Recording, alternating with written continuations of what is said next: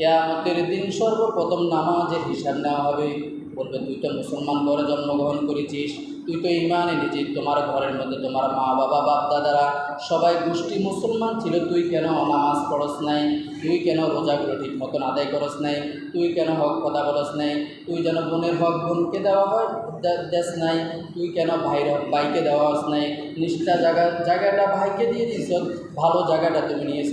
কাল কিয়ামতের ময়দানে প্রত্যেকটা মানুষ প্রত্যেকটা মুসলমান এই বিবেকের প্রশ্নের হিসাব দিতে হবে আল্লাহর কাছে। আল্লাহ তাআলা জ্ঞান দিয়ে পাঠাইছেন আমাকে আপনাকে, আর জ্ঞান না থাকলে তো সে পাগল হয়ে যাবে, সে পাগল, তার তো কোনো বিচার নাই। পাগলে যদি পিড়ে দেয়, এই তো পাগলে পিড়ে দিচ্ছে, কী জন্য, এর বিচার কী ছিল, এর তো বিচার নেই। তাহলে একজন বিবেকবান ব্যক্তিকে জিজ্ঞেস করা হবে, তুমি যে জ্ঞান পেয়েছো, তোমাকে আমি যে জ্ঞান দিয়েছি, তোমাকে যে আমি নলেজ দিয়েছি, ওই নলেজ দিয়ে তুমি কী কী